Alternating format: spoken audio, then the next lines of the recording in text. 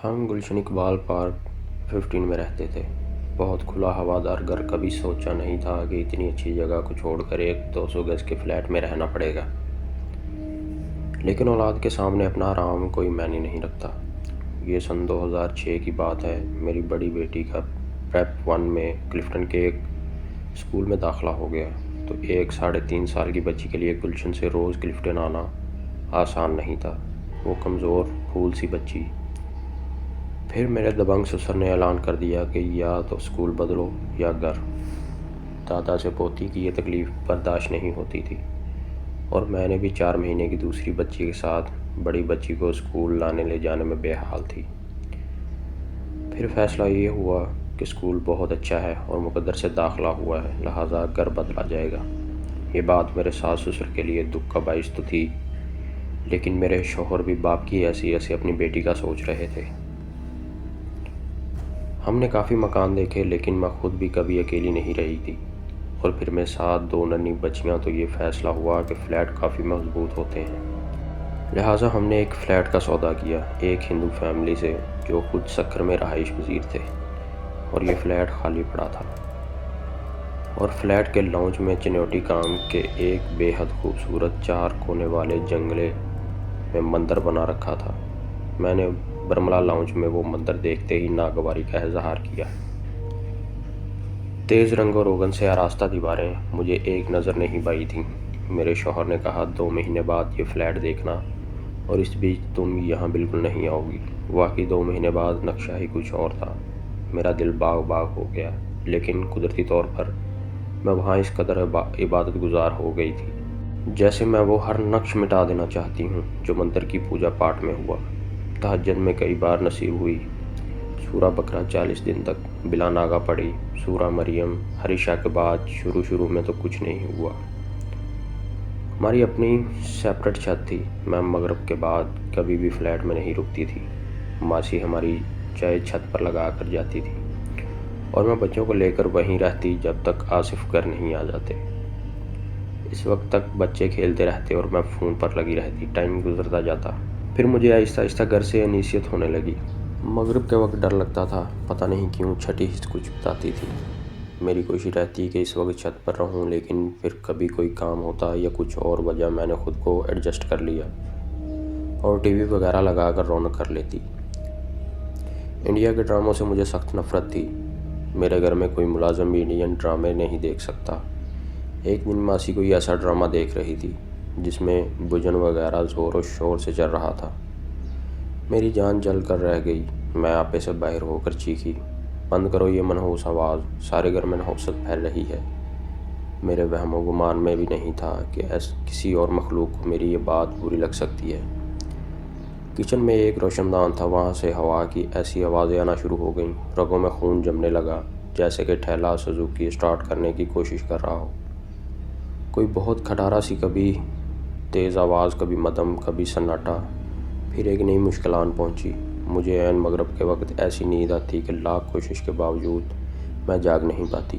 कितनी भी कोशिश कर लूं, मैं बेदम हो जाती और इस पर गज़ब कि यह लाइट चली जाती। मेरी आंखें खुली होती लेकिन जिस्म बेजान। एक रात तो हद हो गई। मैं अपने बेड पर सो रही थी कि आसिफ भी खैर सो रहे थे और मुझे कुछ गर्मी सी लगी। पंखे की ज़्यादा हवा पैरों की तरफ आ रही थी, इसलिए मैंने तकिया सराहने से उठाकर पैरों की साइड पर रख लिया और सो गई। कुछ ही देर बाद मैंने चेहरा को घुमाकर आंखें पूरी खोल दी और एक औरत को बेड के बिल्कुल इसी कोने के साथ किसी कुर्सी पर बैठे देखा जो हमारे घर की कुर्सी नहीं थी। मैं आज भी इसका चेहरा ऐसे इमेजिन कर सकती हूँ जैसे वो कल की बात हो। इसकी लंबी मोटी चोटी थी और बाल एक सफ़ेद एक काला ऐसे मिक्स हुए थे। आंखें बहुत बड़ी और हैरत से फटी हुई मुझे झुककर सर से पैर तक देख रही थी। नाक का नक्शा बिल्कुल खुरदरा बारीक जसामत, लेकिन बेडौल हरगिज़ नहीं। और बैठे होने के बावजूद अंदाज़ा हो रहा था कि लंबी भी होगी। सफ़ेद साड़ी, माथे पर बिंदिया, बड़ी बड़ी फटी हुई आंखें जो झपक नहीं रही थीं। कमरे में एक अजीब सी तेज़ और बारीक खुशबू जिसमें एक तरह की चरांद भी शामिल थी। ऐसी ही बारीक खुशबू मुझे इस दिन भी महसूस हुई थी जब हम पहली मर्तबा इस फ्लैट में दाखिल हुए थे। میری اور اس کی آنکھیں آمنے سامنے تھیں، میری زبان گنگ تھی، میرا جسم بے جان تھا، میرے دل کی دھڑکن بے قابو تھی۔ میں نے تو اپنی پوری قوت یکجا کر کے اپنے ہاتھ سے آصف کی ٹانگ کو ٹٹولا کہ اس کو چٹکی نوچ کر جگا سکوں، لیکن اس کی ٹانگ میرے ہاتھ سے دور تھی اور اس عورت کی آنکھ مستقل مل رہی تھیں، بنا آنکھ جھپکے۔ یقین کریں میری جو حالت تھی وہ بیان سے باہر ہے۔ پھر تو یہ معمول بن گیا، میرا چین و سکون سب لٹ گیا۔ میری امی رہنے آئیں تو وہ سو رہی تھیں دوپہر کے وقت، اور میں اپنے کمرے میں لیٹی تھی۔ ماسی کپڑے استری کر رہی تھی، بچے بھی وہیں کہیں کھیل رہے تھے۔ کہنے کا مقصد یہ ہے کہ اچھی خاصی چہل پہل تھی کہ اتنے میں امی کی چیخنے کی آواز آئی، کون ہو، کون ہو؟ اور مجھے سمجھنے میں ایک سیکنڈ بھی نہیں لگا کہ امی نے بھی ان آنٹی کے دیدار کر لیے ہیں۔ میں بستر سے کود کر امی کے پاس بھاگی تو امی نے ڈرے ہوئے خوفزدہ لہجے میں بتایا، ایک عورت ان پر جھکی ہوئی ان کو گور رہی تھی۔ بس پھر کیا تھا؟ میں نے پٹر پٹر پورا حلیہ بیان کر کے پوچھا، امی ایسی تھیں؟ امی نے کہا، ہاں بالکل ایسی۔ پھر امی کچھ دن رہ کر چلی گئیں، اور پھر میں نے تو پھر خوب رونا دھونا شروع کر دیا۔ آصف کے ساتھ اس کے گھر آتے ہی روز وہ پریشان ہو جاتا، تسلیاں دیتا اور کبھی کبھی تنگ بھی آ جاتا۔ میری بس ایک ہی رٹ کے مجھے نہیں رہنا یہاں، خدا کے واسطے کہیں اور چلو۔ ان جن آنٹی سے بہتر تو تمہاری امی تھیں، ڈر تو ان سے بھی لگتا تھا، مگر وہ تھیں تو انسان۔ آصف مجھے ڈانٹ کر کہتا، بچوں کا کھیل نہیں ہے گھر بدلنا۔ میں ماسی کے گلے لگ کے اکثر رویا کرتی، ایک وہی ہمدرد نظر آتی تھیں۔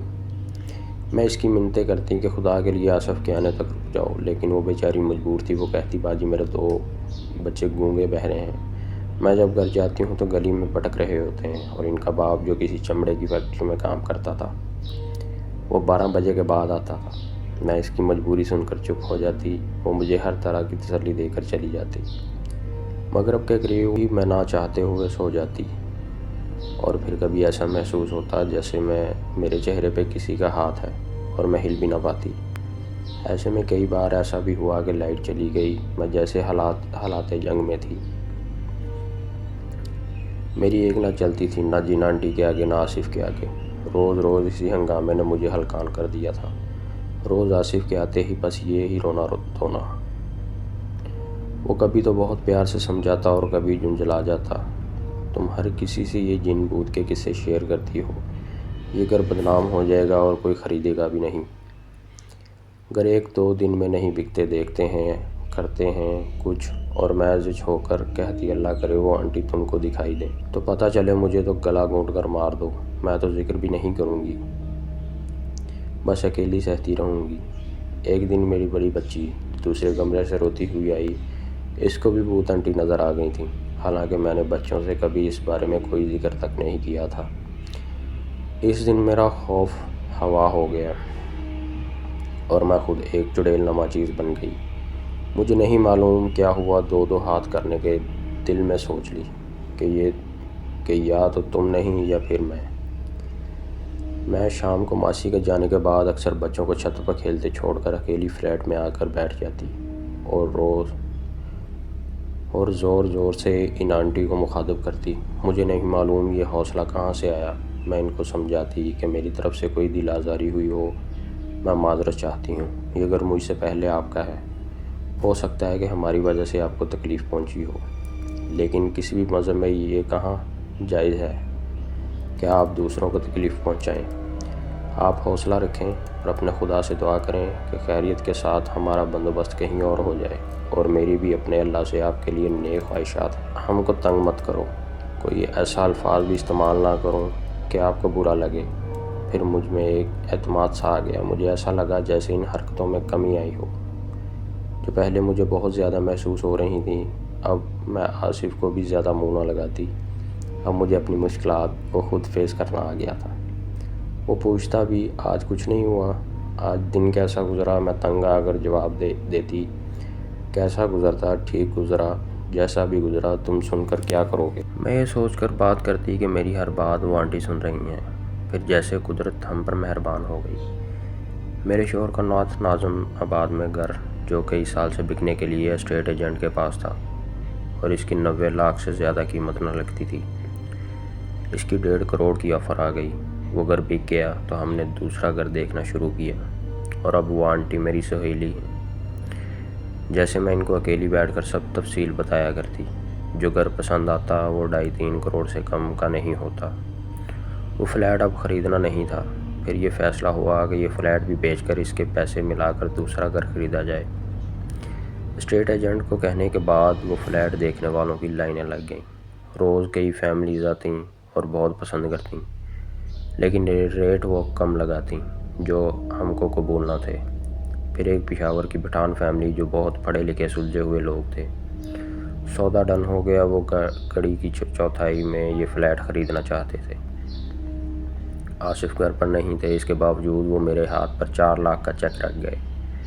اب یہ فلیٹ آپ کسی اور کو نہیں دکھائیں گی۔ شاید کروڑ سے کچھ اوپر سودا ہوا۔ میں بڑی پریشان کہ کیا کروں، مجھے تو ان کو ہینڈل کرنا بھی نہ آئے۔ خیر جب آصف آئے تو میرا فکر چہرہ دیکھ کر پوچھا اب کیا ہوا، تو میں نے وہ چیک ان کے حوالے کر دیا۔ آصف نے اسٹیٹ ایجنٹ کو فون کیا اور مبارکباد جیسے الفاظ سن کر میں مطمئن ہو گئی کہ شکر ہے کوئی حماقت سرزد نہیں ہوئی مجھ سے۔ لیکن بمشکل 2 دن بعد وہ آدمی اور اس کی بیگم منہ لٹکائے آئے۔ ہم رات کا کھانا کھا رہے تھے اور میں جب چائے لیے کمرے میں پہنچی تو یہ الفاظ سنے کہ چلے نصیب میں نہیں تھا، اللہ مالک ہے۔ میں بوجھ سی گئی۔ بعد میں تفصیل پتہ چلی کہ وہ پیسوں کا بندوبست نہیں کر سکتے اور سودا منسوخ ہو گیا۔ آصف نے ان کا چیک ان کے حوالے کر دیا اور وہ شرمندہ چلے گئے۔ میں دوبارہ پریشان ہو کر بیٹھ گئی۔ پھر اس کا سودا ایک مسلمان فیملی میں ہوا اور ان کو ٹوٹ کر فلیٹ پسند آیا، اور پھر 2 دن بعد وہ سودا منسوخ۔ میں اور آصف حیران کہ یہ کیا ہو رہا ہے۔ اب آصف بھی میری باتوں کا یقین کرنے لگے تھے اور کہا یار کہیں وہ تمہاری جن آنٹی تو ایسا نہیں کر رہی کہ ان کو یہ فیملیز پسند نہ ہو۔ پھر سودا ہوا، پھر منسوخ۔ جب تیسری بار ایسا ہوا، ایک دوپہر میں روئی کہ یہ کیا ہو رہا ہے۔ اس کے بعد آپ حیران ہوں گے کہ ایک ہندو فیملی آئی اور 1 کروڑ 20 لاکھ میں سودا ڈن ہو گیا۔ پھر تو کوئی شک ہی نہ رہا کہ پچھلے سودے کیوں منسوخ ہو رہے تھے۔ میں نے ان کی بیگم کو باتوں میں بتایا کہ یہ فلیٹ بہت خوش قسمت ہے اور یہاں آ کر انہونی خوشیاں ملیں۔ تو آصف مجھے گورتے رہے کہ شاید میں اپنی جن آنٹی سہیلی کا ذکر نہ کر دوں، لیکن میں اتنی پاگل نہیں۔ وہ فلیٹ اس ہندو فیملی کے ہاتھوں 7 خیریت کے بکا۔ ہم نے دوسرا گھر خریدا جو پچھلے 5 سال سے بند پڑا تھا، اور میری ٹینشن کی کوئی انتہا نہ تھی کہ ابھی تو ایک جن آنٹی سے 2 ہاتھ کر کے ہلکان ہوئی ہوں، اب یہاں کوئی جن انکل نہ مل جائے۔ لیکن اللہ کا شکر ہے یہاں بہت سکون ہے۔ آپ کو یہ سن کر حیرت ہوئی ہو شاید کہ وہ ہندو فیملی بھی اب بنگلہ دیش میں شفٹ ہو چکی ہے، اور وہ فلیٹ 2 قیمت میں انہوں نے فروخت کیا، اور آج وہ فلیٹ پھر خالی ہے۔